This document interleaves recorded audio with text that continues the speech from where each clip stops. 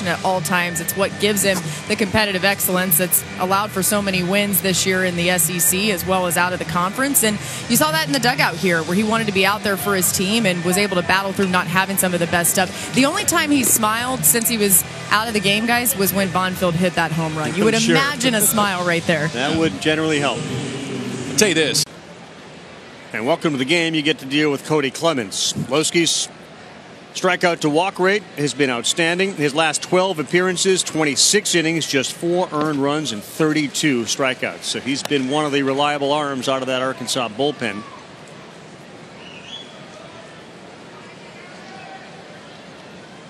And Cody Clemens 0 for 2 today with those 5 home runs in the NCAA tournament, 24 homers on the season.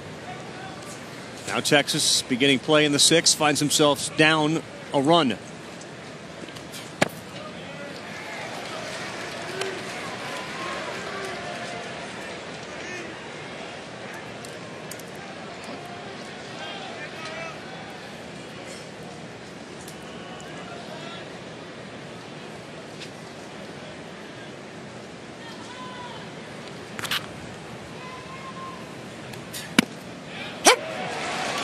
Bottom. Heard the home plate umpire say bottom. Low part of that strike zone. So the hitter now knows. Still a good take. 2-0. That's not a pitch you want to swing at. Clemens, we saw him in the Supers hit a home run to right and to left field. And now 3-1. Even that strike call, you get the impression that Loski's not too interested in challenging Cody Clemens.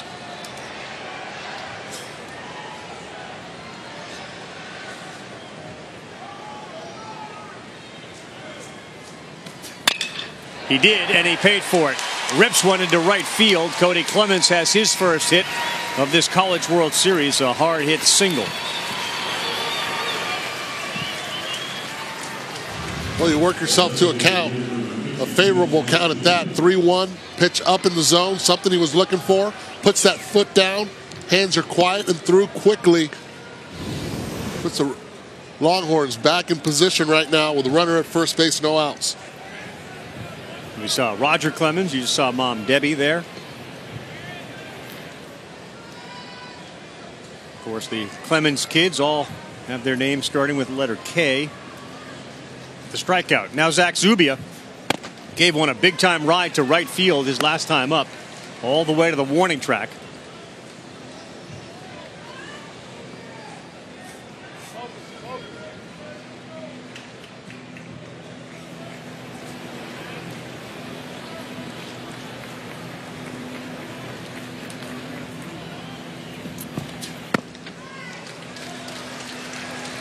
Loski's gotten behind both Clemens and now Zubia 2-0.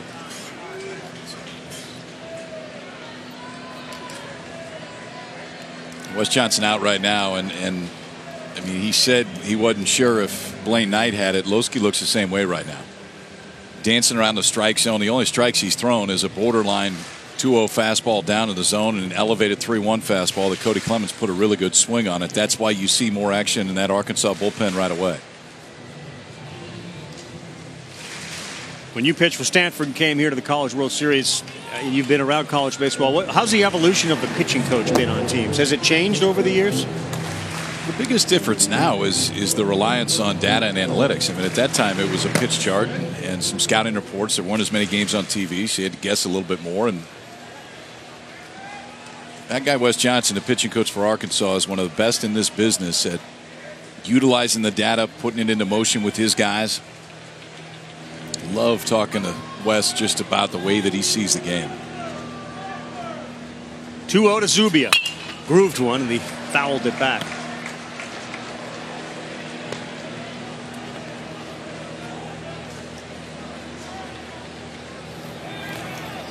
You have to change your mentality as a pitcher when you come to this ballpark and the wind's blowing in relative to where you're playing most of your games during the regular season? I don't think you do, Rev. And my reason is because if you do and you turn into somebody that you weren't before you got here, sometimes you're getting beat with your third best pitch more. You're doing things that you don't normally do. It's so hard now because of our strikeout obsession, and the numbers support it, that pitchers generally don't pitch to contact. This is a pretty good ballpark with the wind blowing in to pitch to contact. Correct. 3-1. Chases one up, 92, and now 3-2. This can be some loud contact if he gets another fastball in the middle of the zone. Well, they tried to stay in on him. So far, it's worked. Let's see if he can execute right here.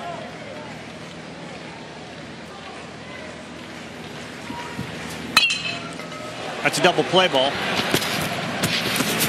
High throw, though, and Zubia will go to second base as that one goes out of play. Jax Biggers had a chance for an unassisted double play, and he threw it high. Well, two things right here. One, Cody Clemens coming in hard at second base. So now it's a race. Makes him throw off balance. Keeps his elbow underneath, and that makes the ball rise. But most importantly, did not use his feet as well. Did not stay down low. And one thing you can do with Zach Zubia, knowing that he's not a fleet-footed guy, you have a lot of time. Rush that throw not knowing what kind of ability this guy right here had running down first. You have a lot of time. That's why I think you flip it. I mean, there's enough time right there to flip it. It's a much easier turn at that point for Shaddy. He can get out of the way of the Cody Clemens slide. So the failed execution on the double play hurt Hamilton. We'll see if the same thing happens to Biggers.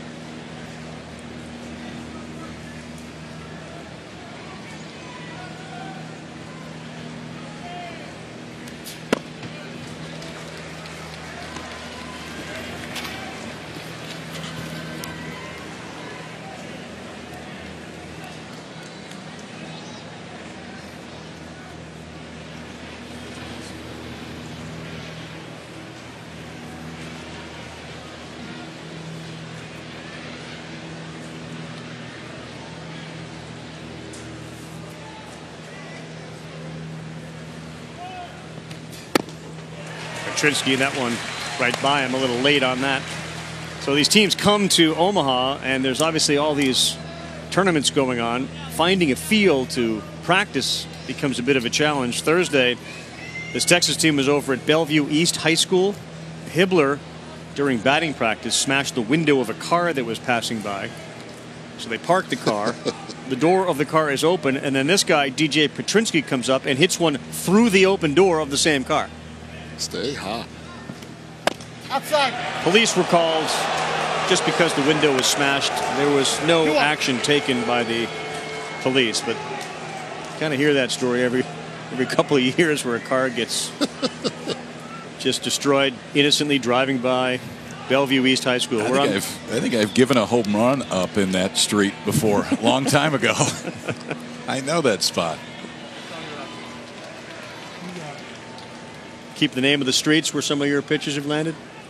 There's multiple.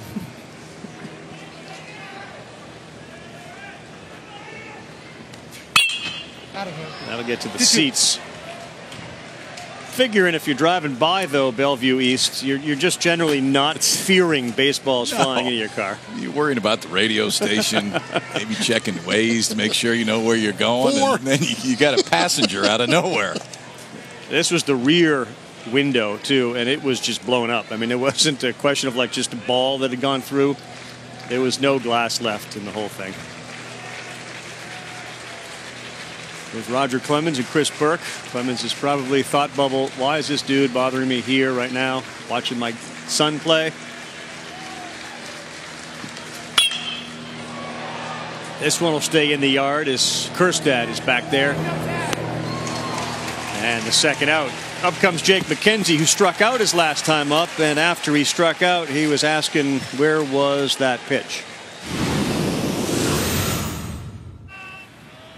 That's a strike. Not quite. Almost. 2! That's about middle of your knee.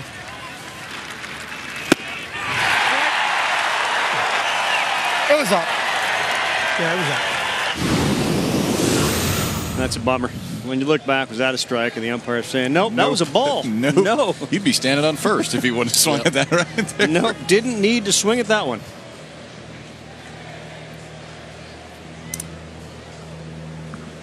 Jake McKenzie, man on second.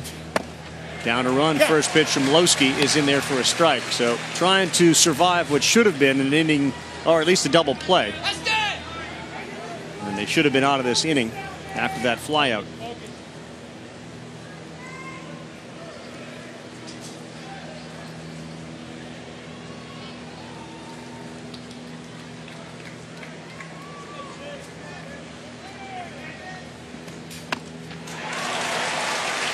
Oh, and 2. Tailing down a little.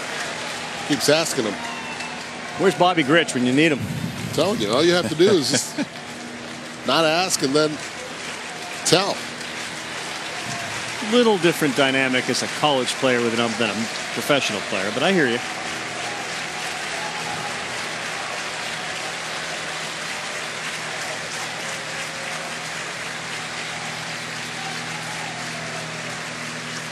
Right fielder Eric Cole playing very shallow. Popped up, and it is shallow. Second baseman Shaddy gives way to Cole. Inning over. Zubia stranded at second. Knight likes what he sees. His team's up by 1, 5.5 in the books. Maybe they're secret agents posing as an ordinary couple, or maybe they're just an ordinary couple. Either way, this room came at an unbeatable price. No one looks out for you like Travelocity. With price match guarantee, you'll always wander wisely.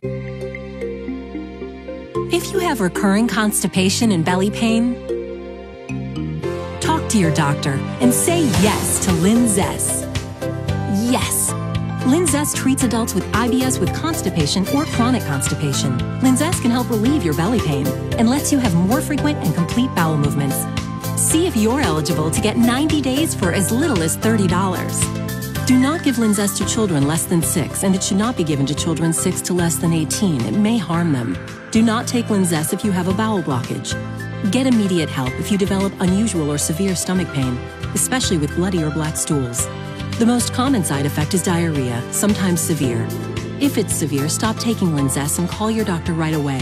Other side effects include gas, stomach area pain, and swelling. So say yes to help for recurring constipation. Yes to help for belly pain. Talk to your doctor and say yes, Linzess. A hammock for 2 and a half. But they can relax. They got an unbeatable price on a suite with an extra bed. No one looks out for you like Travelocity. With price match guarantee, you'll always wander wisely. Having the boys around on Father's Day was always fun. I always remember I would dress them out, in unis and get them detailed for their height. And when they were, 5 years old, I made them look like they were getting ready to start a big league game. Okay, have a good one. I feel good as a dad that I could play that long, so the boys could really retain it and remember it. And now I get to watch them do their thing and have fun doing it. Dad, I wouldn't be here without you. Everything growing up and everything that, you've taught me, you've made me the man I am today, and I wouldn't be out here on this field without you. Kobe, Casey, Cody, Corey, 4 sons of Roger and Debbie Clemens.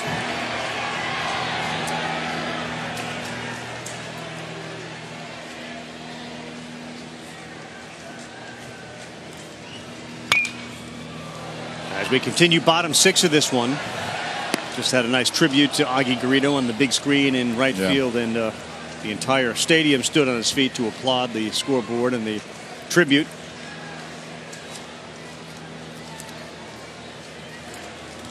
Shaddy, a 3-run home run in the final game of the Fayetteville Super Regional. Looks at a ball, not yet a complete bullpen game as Nolan Kingham continues to throw, but there is a buzz around that Texas bullpen. Blaine Knight out of the game last inning. We saw Loeschke come in and do a nice job.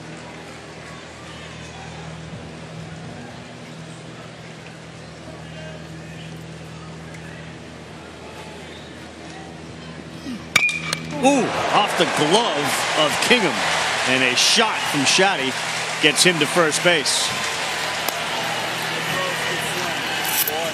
He's seen it all right now.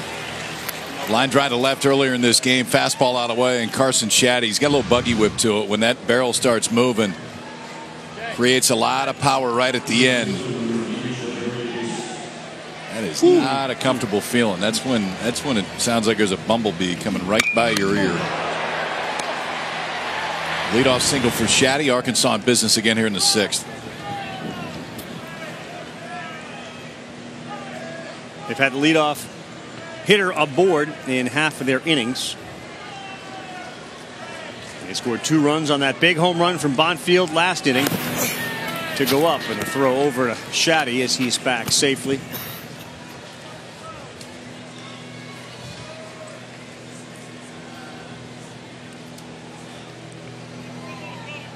Jared Gates has reached base twice, a couple of singles.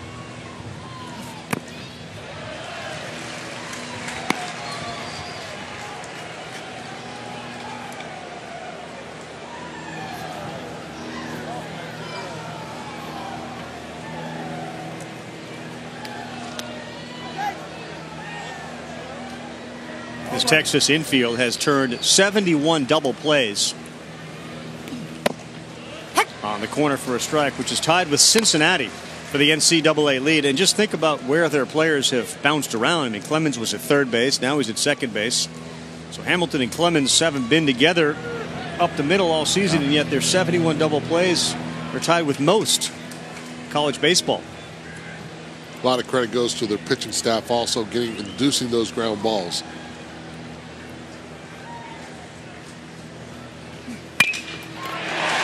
One is through, and Jared Gates is 3 for 3 today. Have yourself a big opening game at the College World Series.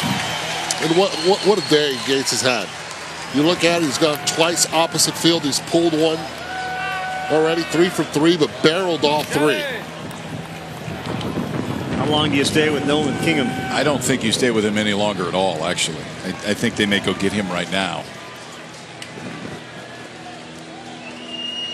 The only question would be whether or not you think Cook is going to bunt. If you think Cook is going to bunt and you like Kingham defensively, then maybe you leave him in there. But aside from that, I think that'll be it.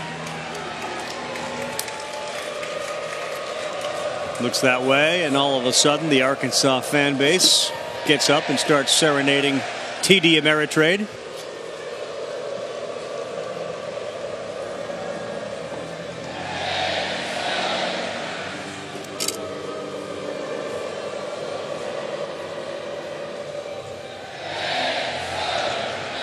These two schools have been battling each other literally since about 1914, when they were members of the Southwest Conference. That was primarily made up of Arkansas and all the Texas schools. Arkansas left it in 1991, of course, joined the SEC. And now they're meeting again today at the College World Series. We got ourselves a pitching change. Kingham done for the day, and now it's a battle of bullpens. Parker Joe Robinson inherits another problem. Hold on, Jill's texting me.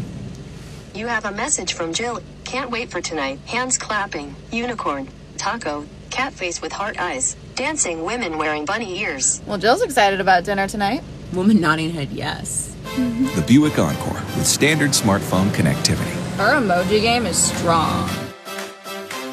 Get $5,000 purchase allowance on select 2018 Buick Encore vehicles in stock.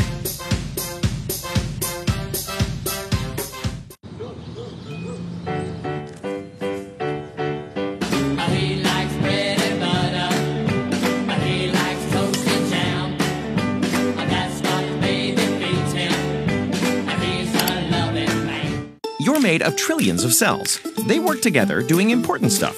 The hitch? Like you, your cells get hungry. Feed them with Centrum micronutrients, restoring your awesome daily. Centrum, feed your cells. Got legs of lumber and arms of steel. He eats a bowl of hammers at every meal. He can hold your house in the palm of his hand. He's your old man, not old man. Big Jim got you covered. Great Big Jim, there ain't no other. So, this is covered, right? Yes, ma'am. Take care of it for you right now. Giddy up! Hi, this is Jamie. We need some help. So Nolan Kingham pitches into the 6th, but that'll be it for his day. 4 strikeouts. Got Casey Martin in the first swinging. Eric Cole on a breaking ball there. Luke Bonfield looking later on. And Jax Biggers, the 4th and final strikeout today. Kingham's stuff was fine. Not great, but fine. Pitches into the 6th after giving up back-to-back singles here to Carson Shaddy and Jared Gates. 5 innings, 9 hits, 1 walk, 4 strikeouts. Well, now Texas goes to the bullpen to a guy that they weren't quite sure was going to be in this role. In fact, they were quite sure he wasn't going to be in this role at the beginning of the year. Parker Joe Robinson has been probably their most consistent reliever as this season has gone on. A 1.17 ERA, low 3/4 arm action, will get up into the upper 80s. Decent slider behind it. He's used to these types of situations, though. This is the guy they like to bring in when there's a lot of chaos on the base pass. A lot. We're all right. Don't worry. Kyle Don't looks worry up about at those the clouds. Looks up at the sky, says no, not to worry. All right. Eddie looks at his phone. He said he's worried, concerned. But more important issue on the field: Parker Joe Robinson now facing Grant Cook. 2 men on, nobody out. And here's your square to bunt. Infielders crashing from the corners, and ball 1.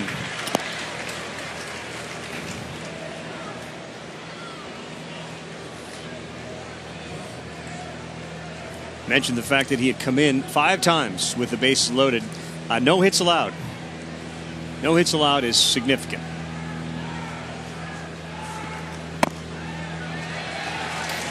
And maybe he's just trying to get into a bases loaded situation. It's a comfort zone. It's his wheelhouse. No sack bunts on the season for Cook. And I love what McKenzie's doing at first base. Pressuring him, bunt at the 3rd. Good pitch. Pretty good pitch to bunt, too.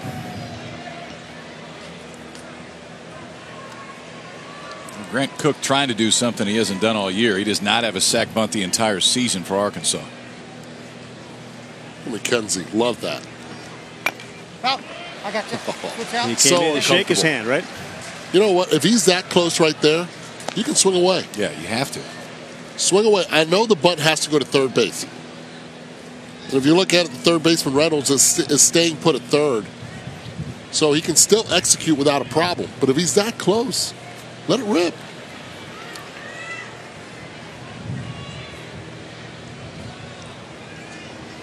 Here he comes again. 2-2 were squared to bunt. Look at McKenzie crash. That's way outside.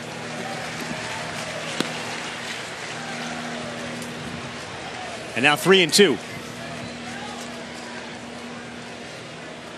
Biggers, the 9-hitter, is on deck. He's 0 for 2. And then you get back to the top for Eric Cole.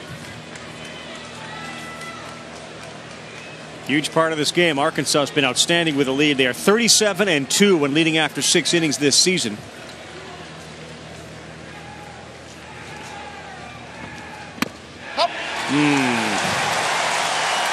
Now the bases are loaded.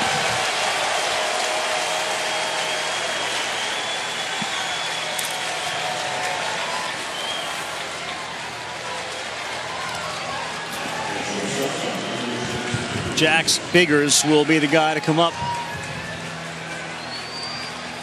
And you would think a sidearm pitcher like this against a left-handed hitter, advantage left-handed hitter, especially Zach Biggers right now. You see that finger. He drives the ball to left center field a lot now. Parker Joe is having a hard time finding the plate behind 1-0. Parker Joe, good Texas name, right? Right. He's not from Texas. He's a California kid. And he's in a boatload of trouble right now. Corners in the infield. In there for a strike. 1-1.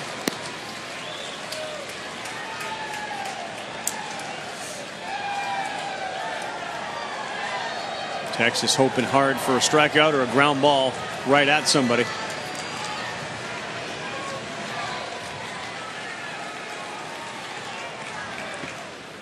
Nope.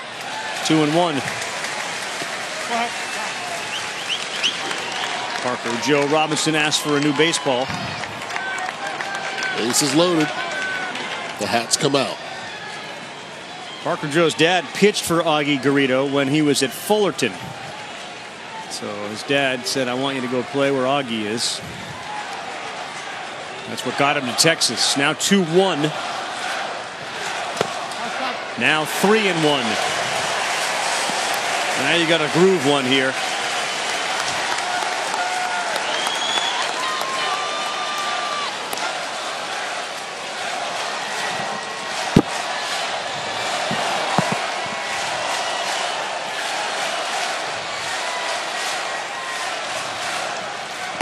Ball 4 and a run comes in.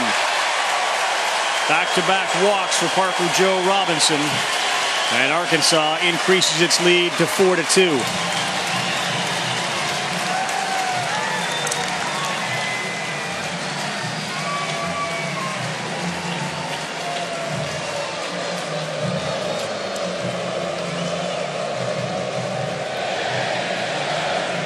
Saw Josh Sawyer warming up, the junior left-hander.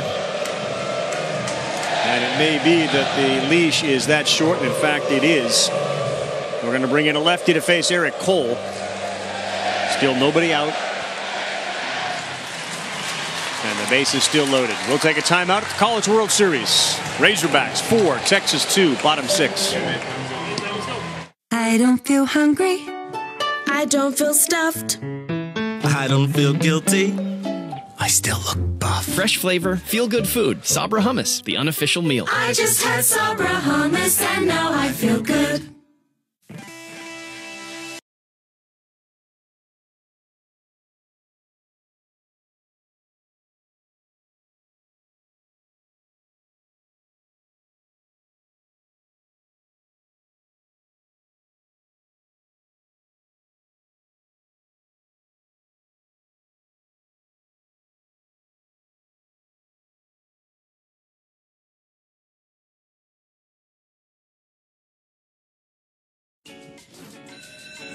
At Exxon and Mobil, we're ridiculous about being meticulous. Right down to Synergy gasoline. Meticulously designed to help give you better gas mileage.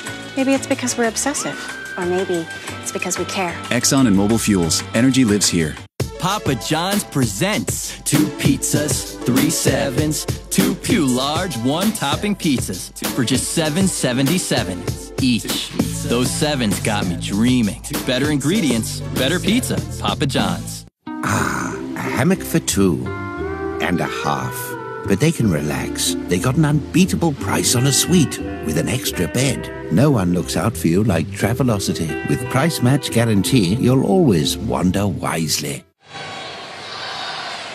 There's no crying in baseball, but sometimes there's rain, and it looks like there are storms in the area here. You can see the clouds around TD Ameritrade Park. We'll see what happens with that. But one interesting note about this is Dave Van Horn fancies himself as a meteorologist of sorts. He actually gives a weather report to the Arkansas players before every game. It's very detailed. It has when rain might come, what the clouds are going to be like, and whether the wind is going to be blowing a certain direction or not. The guys say they pretend to take it very seriously, but they find it quite funny.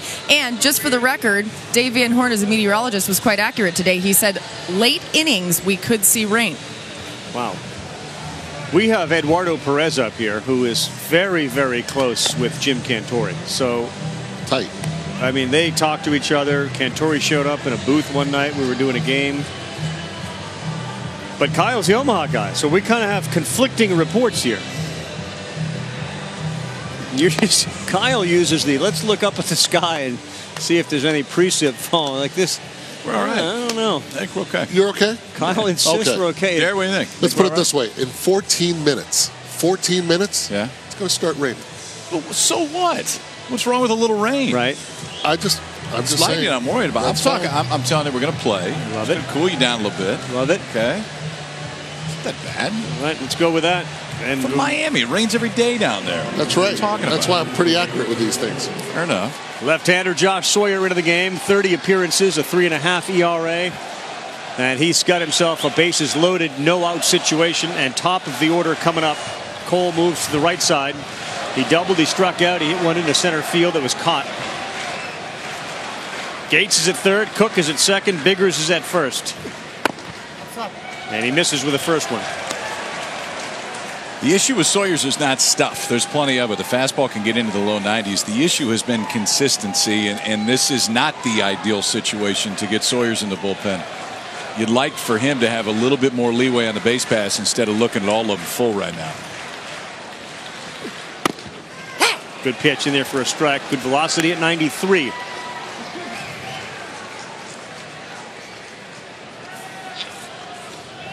.138 batting average with runners on base, and only 20% of the runners that he have inherited have come in to score. He's inheriting 3 of them right now.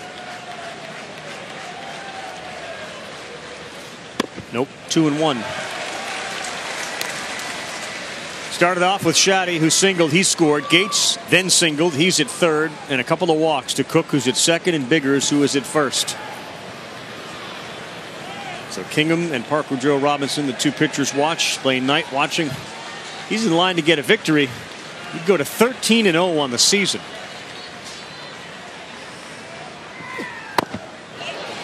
Cole was swinging for the downs there. 2-2. Wind continues to blow directly in now from center field. Hibbler playing very deep in left field. Now with 2 strikes. Any base hit on the ground. Easy scoring from second base.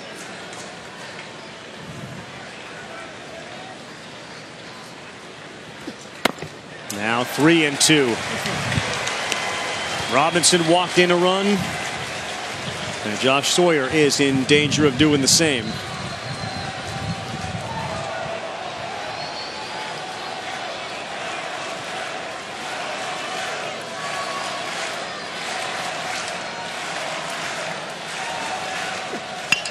Ooh, Eric Cole just gave him a break.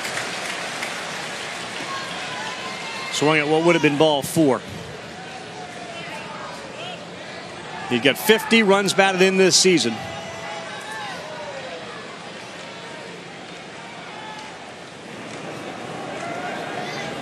Cameron Fields, the righty. The freshman who started his career with 11 scoreless innings. Here's the 3-2 to Cole. Out of play. Battle is on between Cole and Josh Sawyer.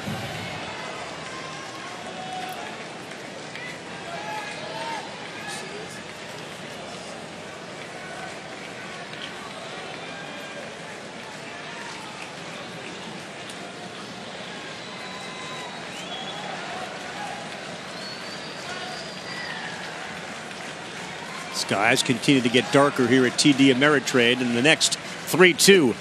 Ball 4. Another one comes in for Arkansas as Sawyer walks Eric Cole. I don't have a good feeling about the weather right now. Wait a minute. Oh, really? What, You've had a good feeling the whole time. Oh. See, look. I was right. Nope. The home plate umpire has been informed by the grounds crew official it is time to bring everybody in. There must be lightning in the area, so we'll give Eduardo 1, Peterson nothing as far as forecast ability. Don't argue against Cantori. Van Horn also gets another notch in his belt, and for Van Horn in Arkansas, they're going to leave this delay up 5-2 with the bases loaded, and their number 2 hitter Casey Martin coming to the plate. Might be the best thing that happened to the Longhorns right now. The way this inning has been going, just to get a little break in the action for them.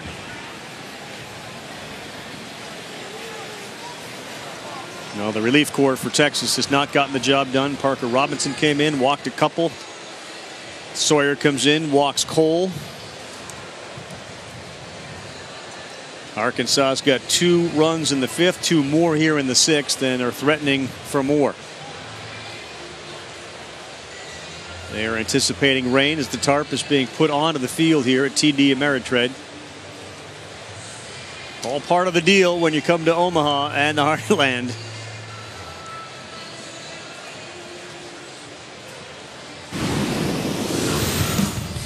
Quick recap, 5th inning of this one. They had a double play and they threw it away, and that mistake allowed the inning to continue for Arkansas. Bit of contact, and when it did continue, Texas got 2 runs. They had a double play and they threw it away, and that mistake allowed the inning to continue for Arkansas. Bit of contact, and when it did continue, Texas got 2 runs. The home run from Luke Bonfield drove in 2. Gave Arkansas a 3-2 lead. Then in the 6th inning, they haven't recorded an out. There have been 2 singles and 3 walks. And another couple of runs have come in. So 5-2 in favor of Arkansas, leading Texas in this opening round game for both of these teams. Obviously, you can look at it, this is a good break for Texas and just kind of slows it down for Arkansas. They can't wait to get back on the field to keep what's going. Yeah, I mean, when you show back up, you get the bases loaded and nobody out. I mean, it's still a pretty good place to come back. And honestly, they're in a really good spot from a bullpen standpoint. Now you can make a few decisions. They put a few more on the board, and you don't have to throw your best guys out there. Now, you got a day off tomorrow anyway, so if you got to use everybody for an inning, even 2, then everybody should be live still coming back in game 2 of this series. But still, Arkansas clearly in the driver's seat right now. Yeah, they are. They're clearly in the driver's seat. But you have to you look back at that double play ball that should have been made. Hamilton not throwing it over correctly at first base cost them big time. You can't let a big bat like that come in, get that 2-run jack, and now they take the lead. It's a seesaw battle. It was a pitcher's battle to that point.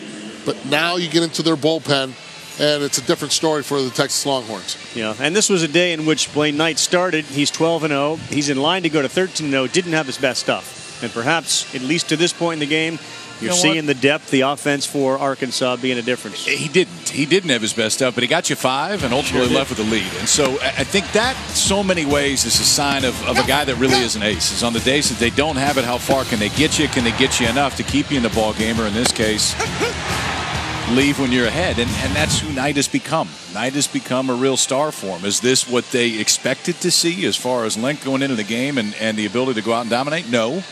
But still, when you've got 3 or 4 guys in your bullpen you trust, you leave with a lead and handle the ball in the 6th, they can take that. It's the experience factor also. You get in a situation like this where a lot of these players have not been in, and every inning seems to be like a crucial inning for them. A lot of energy. It's not like every inning's a high-stress inning. So those 80 pitches where in the regular season could be more, they could equal like 110 pitches. Those 80, with the weather, the way it was early, hot, it overexerted him a little bit. Mississippi State in April, LSU in May. The only 2 teams in 39 that have been able to come back against Arkansas when they were down after 6 innings. The other 37 times, Arkansas went into and went on to win the game. All right, we'll continue here from TD Ameritrade with Kyle Eduardo. You can see the skies over right field looking real dark. We'll talk Florida, the Gators, and their game coming up later tonight when we return. Label me. You know you want to. Don't be shy. You do it behind my back. So say it to my face. Hey, you don't know me. You know what I am? I'm a pitcher. I'm a striker. I'm a point guard. I'm a linebacker. I'm a setter. Shortstop. High jumper. Wrestler. Defender. Goalie. Student. Student athletes. That's who we are.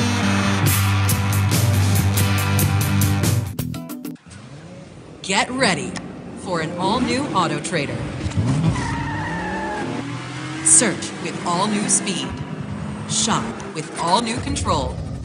Now with the power of Kelley Blue Book Price Advisor on Auto Trader, so you'll know the price is fair. Supercharge your search and find your next car faster than ever. Shop all the cars like never before with the all-new Auto Trader. We interrupt your video to bring you a Geico message. I switched to Geico and saved. You mean We interrupt this message to bring you another Geico message. Geico's been around for over 75 years and counting. We interrupt this message to bring you our logo. What if you had the confidence to browse less and brush more, and a helping hand that empowers you to take your project into your hands? At the Home Depot, you get our 100% satisfaction guarantee. At the Home Depot, you get our 100% satisfaction guarantee and the know-how to get more out of a color you love. Now, let's turn the idea you saved online into a room designed for sharing. The Home Depot, more saving, more doing. Nighttime seems to have descended at least on part of the field here, and there is rain and lightning in the area, so we are in a weather delay, the first of this 2018 College World Series. Arkansas 5, Texas 2. With Eduardo Perez, Kyle Peterson, I'm Carl Ravitch. The Florida Gators are scheduled to play later tonight against Texas Tech, and they got 3 players that were taken in the first round, including the sandwich pick from Jackson Kowar, 33rd overall. You can see, interestingly, both Singer and Kowar are both members of the Kansas City Royals system. Jonathan India goes 5th overall. He's the third baseman for Florida, to the Cincinnati Reds. So you're looking for future major leaguers on the field. You certainly have them. And India has been a hitting machine all season long. He has. I mean, Jonathan India was a big part of this offense last year, but it wasn't the Florida offense that we talked about a lot. You do talk about the Florida offense this year, and this is one of the main reasons why. Got a chance to hit 20 home runs this year. The power has been there. Getting more comfortable at the third base position. I still think when he gets into pro ball, they're going to move in the middle of the field. I think he's going to get a chance to play shortstop when he gets into professional baseball, but the bat's real. The bat's going to play. The bat works, and it works to gap, left center field to right center field. We saw in the Super Regional, he hit a home run to right center field. It was there. You're right. He's going to end up at shortstop. But right now for the Florida Gators, he's the best position for him to play is third base because of the middle infielders that they have. He fits there, and he's a team player, and they recognize that. This was an offense last year that wasn't nearly as good or as diverse or as deep for Florida as it is this season. The numbers across the board blow last season away. They're top 5 in the country in home runs this year. I mean, they got a chance to hit 100 home runs as a team. And last year, all we talked about, and really rightfully so, was they got to pitch and defend enough for this whole thing to work. That's not the case this year for the Gators. Right. So they knew they'd have the pitchers back. And this year, Kevin O'Sullivan has added a much greater offense. When it comes to pitching, they'll see each other again in the major leagues. But Singer and Jackson Kowar share many things. Their ability to pitch, they're also roommates, and they help bring Florida their first College World Series championship. Florida's a team that is built, starts on the pitching staff, and this guy is one of the best in the entire country. 1-2, and he got him. On the corner, how about Singer? This was just power right here. That slider is unhittable right now. And they win game 1. Everybody push the chips to the middle. Bring in Jackson Kowar to face the number 4 hitter, Greg Deichmann. Deichmann on the ground. They'll come home with it. Tags Robertson. He's out at home. This could do it on the ground to second. And the Gators get their first College World Series championship. They were very opposite in a lot of different ways, but so much alike in other ways. I roomed them together because I knew they were the future of our program. You know, roommates for 3 years, so we spent a lot of time together. We were talking this morning at breakfast how many meals we'd probably eaten together. Probably a meal a day for the past 3 years. Meal a day? I was gonna get 2. Moms just make eggs better. Like, could you ever make a 2-egg scrambled eggs with your mom? Never. First day I meet him, he pulls his truck out behind and backs it up onto the grass right in front of our dorm room door. Camo all over his truck. All he has is one laundry basket full of clothes and a fishing pole. And that's moving to college. What else you need? I think I had a lamp. And maybe a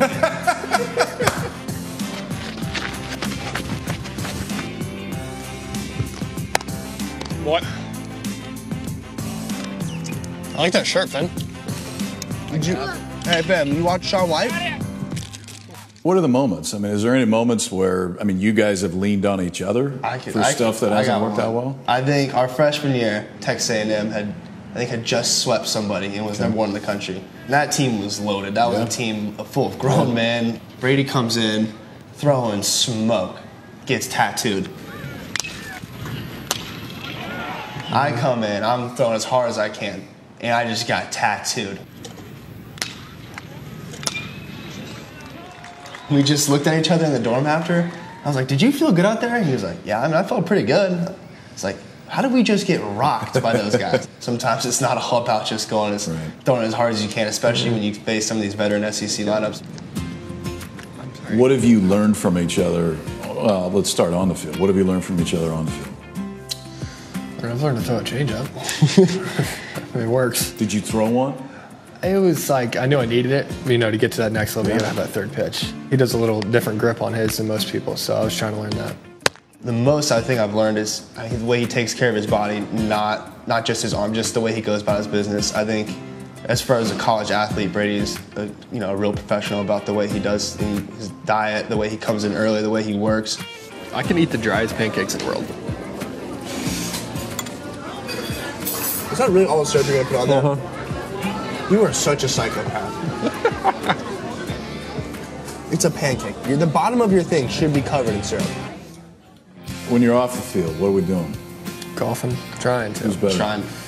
It depends on the day. Okay, so I'm kind of getting varying things on this because I know that what I've been told is you're similar golfers. What I can't figure out is whether that means you're both good or you're not good. Or okay, exactly when we came here, we were good. We got here, we were good. And we came here, we were pretty good. But now you're not as good a few we're years just bad. How did we take such a bad turn in golf? Like, where did we go wrong? I used to be kind of good. I know. I think it's probably the fact that we play once a week and then expect to go out there and be... No, but then I play every day, and I suck even more. Yeah, you're going to get someone who does this more often back here. Part of the reason I wanted to come here, I'm sure he's the same way, was you look and it's Logan Shore, AJ Puck, Alex Faedo. There's always going to be young guys coming up pushing you, and there's been guys ahead of you that are going to push you. So if you're going to pitch here, you have to really compete. So a good conversation with Jackson Kowar and Brady Singer. And again, both now selected by the Kansas City Royals organization. So just given what you've seen at the collegiate level and knowing what those two guys are all about and made of, good personalities, they can laugh at themselves a little bit. You'd figure the Royals are in pretty good shape. You remember last year talking about how they have the ability to see that translate to the next level really quickly. Honestly, I think you have two different guys, too. I mean, Singer, I think you have a guy to where you know exactly what you've got. And you can probably push him a little bit faster than you can with Kowar. I think with Kowar, you have a guy that has more upside. He's got a lot of upside. I think you have somebody that, from a pure stuff standpoint, maybe has a little bit more. Fastball's got a little bit more. The changeup is Major League ready right now. Singer's slider's Major League ready right now. So, I mean, they're guys that I think are each going to have a chance to pitch for a while.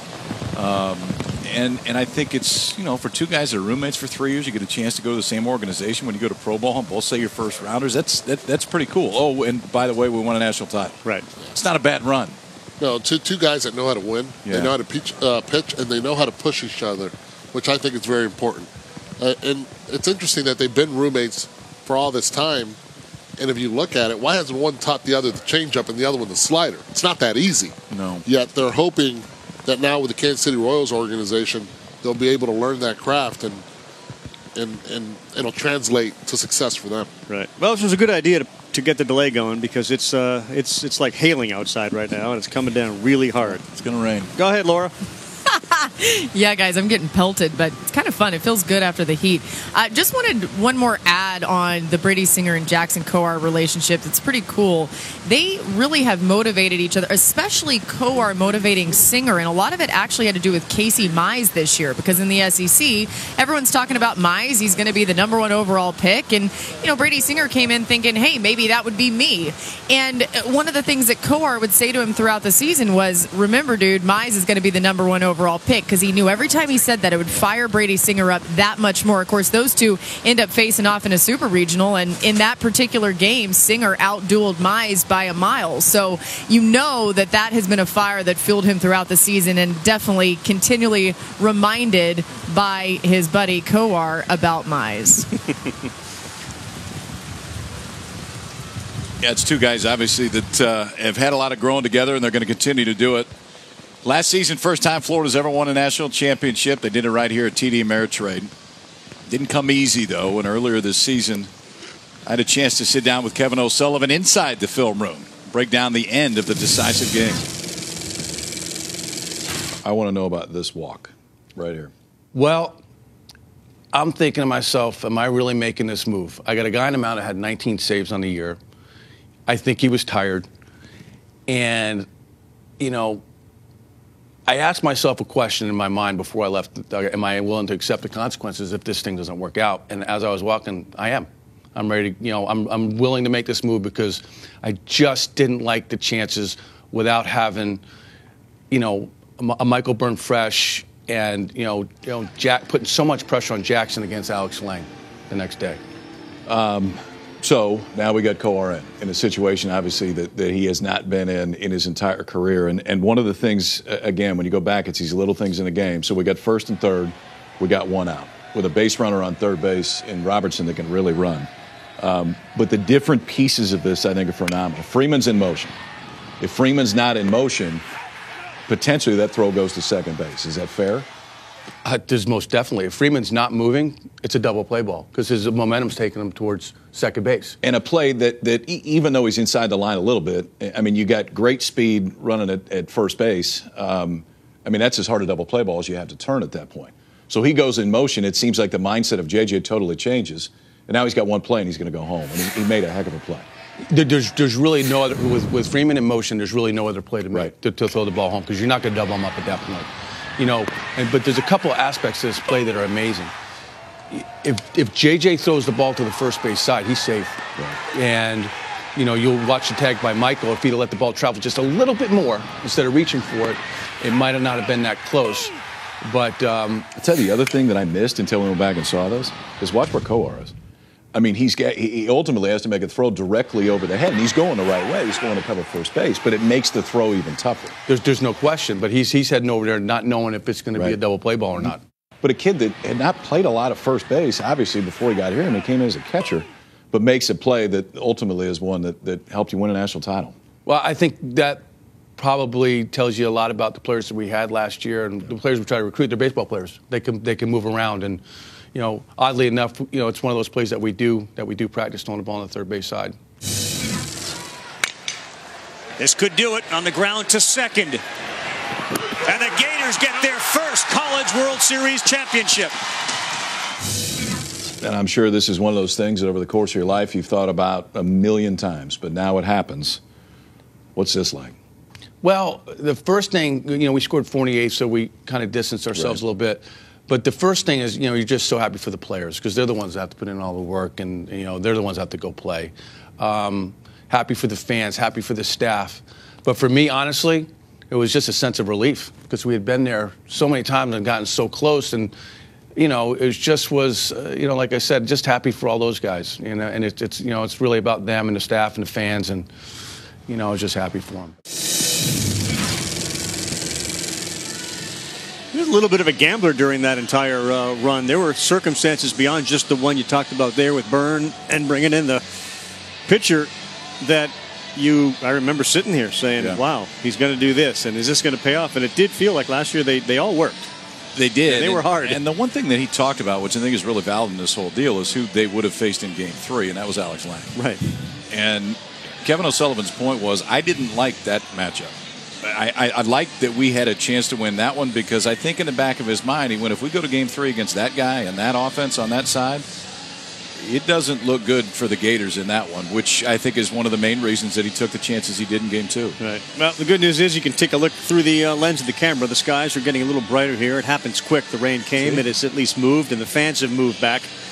We'll get you another update in about 30 minutes, but the #1 Florida team getting set to take on a real tough Texas Tech team. That's later tonight, scheduled at 7 Eastern time on ESPN2. So we'll get you an update about 30 minutes from now. The good news is the rain has really subsided, and the fans are starting to move back towards their seats. We're going to take you to some Marty Smith and Marty Smith's America, and we'll be back with an update from TD Ameritrade and the College World Series about 30 minutes from now.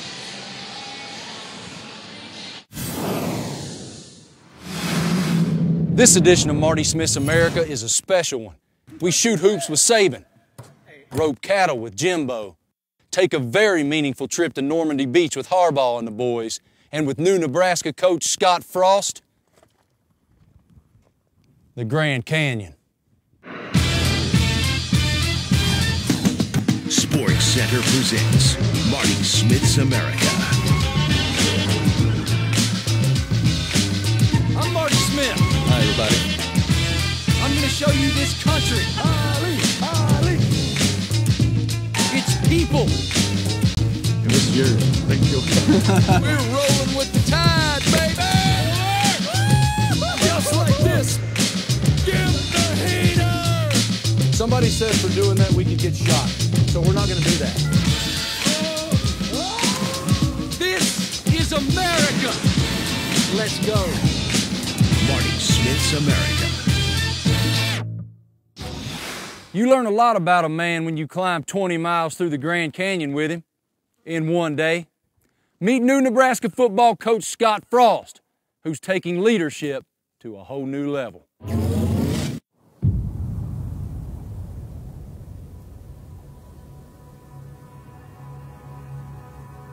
Why do we love a challenge? Maybe it's because a challenge gives us a chance to push our boundaries, discover who we are, and remind us what we're made of. Bring it up real quick and introduce yourself, Marcus. Marcus Walker. And what you do? I'm at Arizona State. Scott Frost in Nebraska. We'll just get out there and we're going to see how everybody's feeling, how everybody's moving to start today. We got to be smart early or we pay later. Let's get after it. We can talk about it or do it. Let's do it. Scott Frost loves a challenge. He's a new husband, new father, and new coach of the Nebraska Cornhuskers. To test his own boundaries, he took a trip to the Grand Canyon for a 24-mile rim-to-rim hike, and we went with him. Boys, take a good look. We'll be coming back up this after a while. Up's going to be considerably harder. Hiking one day is not recommended due to long distance, extreme heat, and a nearly 5,000-foot elevation change. You can see the guy out here. We hope that's not you later in the day. That looks like me. It's blonde. Doing 24 miles in a day is not only discouraged, it's downright dangerous. So the leader of our motley crew of coaches is Eric Capitoulas, Cappy. He's a former Marine Force Recon Platoon commander, good friend of Scott's, and overall badass. How'd you meet him? So Cappy and we got to be friends, and 3 years ago we went to South Africa and got in cages with great white sharks. About 5 years ago we went to New Hampshire and did the 7 mountain peaks in 20-some miles in one day. That one whooped my ass. I have every reason to believe this one's going to whoop my ass. We got to be getting close to the end, right? Pretty close. pretty close.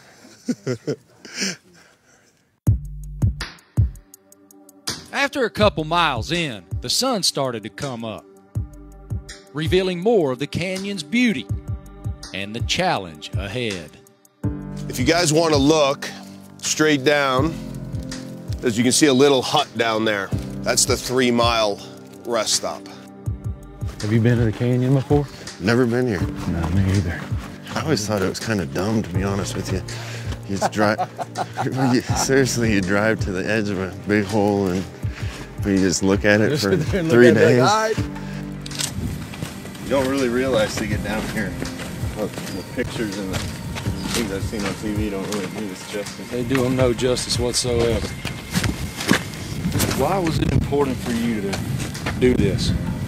You know, I think anytime you're a leader, you have to let your people see that you're willing to do some of the things that they're doing and work as hard as they're doing. And a leader should probably never ask his team to do something that he's not willing to do. Well, it's about 5:30 in the morning, and we're in the middle of the Grand Canyon.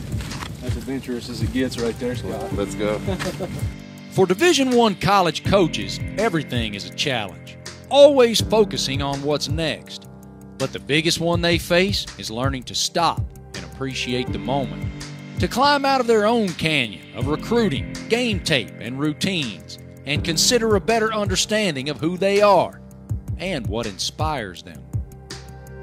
Seems like every corner we go around, there's something even more breathtaking. I mean, when you look at that. Makes you feel small, doesn't it? Very small. It's a really introspective time for you coming out here with these guys and being kind of in your own headspace. Yeah, it's special. Type of people I want to be around that are willing to push themselves to the point of being uncomfortable and push themselves some more. That's what we ask our players to do on a daily basis. The hike started to get uncomfortable as we approached the Colorado River, but the beauty before us buoyed our resolve. Damn, that's gorgeous. Yeah. Everybody looks down into the canyon.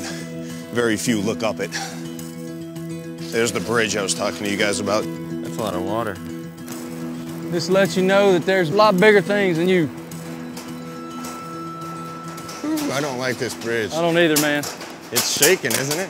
It is shaking. It's swinging back and forth. Why are these types of experiences important for you as a football coach? Man, we get so busy with football, and I think it's real easy in the world today, and especially in our job, to get focused so much on what's right in front of you that you forget how many great things are out there. And being here in the Grand Canyon with some good friends and some people that I respect and enjoy being around makes for a special adventure. I've noticed throughout this trek so far that I've spent a lot of time in my own thoughts. What are you thinking about while we're walking through the canyon? Yeah, this clears my mind too. We got a lot going on, and just being able to get away from everything and at peace with the world and think about what's important, I think that's important to do once in a while. New job, new son, new marriage, new home. It's been a lot in the last year, but I couldn't ask for anything more. And especially with having my first child born, Ashley and I having a son, that puts everything else in perspective. And as many other good things that have happened, nothing even comes close to having your first child. Nothing changes you like that. How has it impacted you? I think it helps you as a coach. It helps you realize that all the things you're working for, they're important, but they're not the #1 priority. And that kind of frees you up to relax and do your job even better. Well, we wish you the best, brother. I can't thank you enough for your time and your insight, perspective, and just having us. So we're basically right there.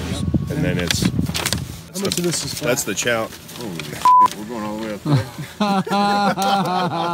there. That's some serious elevation gain in that little area right there.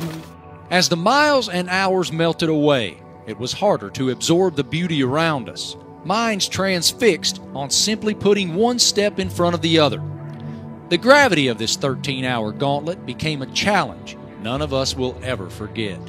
It made us push our boundaries, discover who we really are, and remind us all what we can achieve.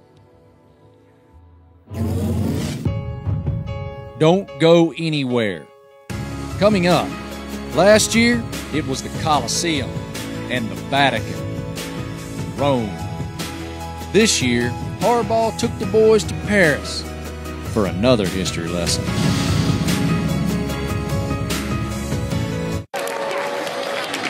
Okay, $3.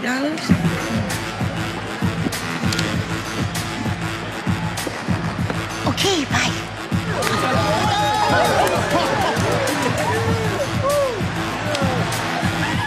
So your entire credit card number was just revealed to 45,000 fans. Card Lock from Capital One. Instantly lock your card before it's used to buy hot dogs for thousands of your closest friends. What's in your wallet? What's in your wallet?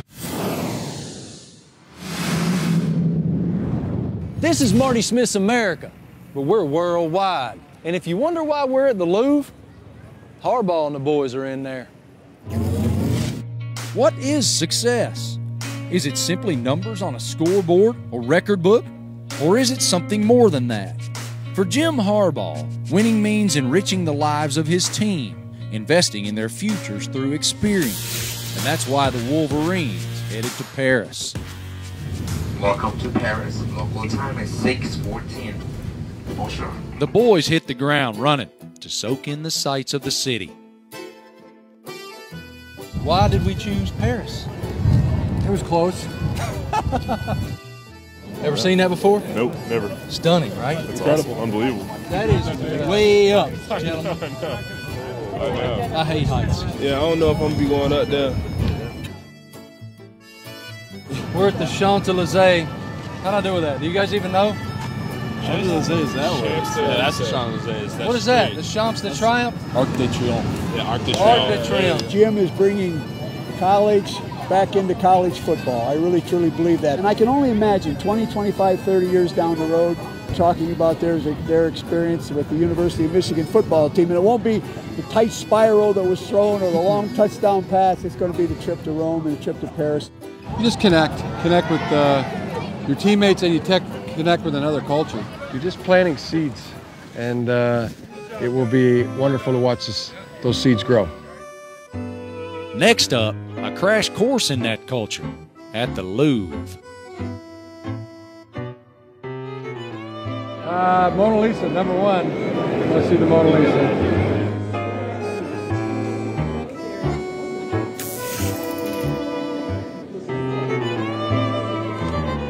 It was a long day for the Wolverines. They did just about everything you can do in the City of Love, but nothing would prepare them for what they were about to see. On the next day of their journey, the Wolverines arrived at the Cone Memorial in Normandy for a lesson in true teamwork, to learn about D-Day and the brave souls who died to deliver their freedom.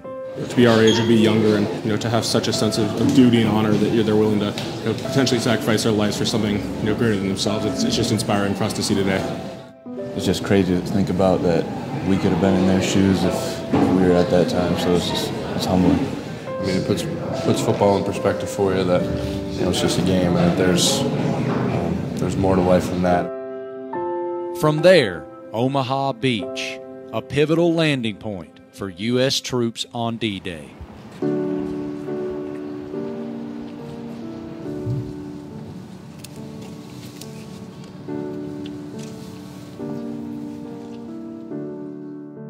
It's truly a blessing, an honor, and a privilege for our team to come here, pay our respects to those who fought so courageously and won so much for the cause of freedom.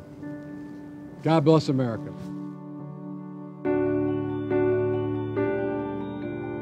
It's tough not to be overcome with emotions when you're out here, just hearing the national anthem with, representing the two things I love the most, the University of Michigan and more so the United States of America. It's a great honor.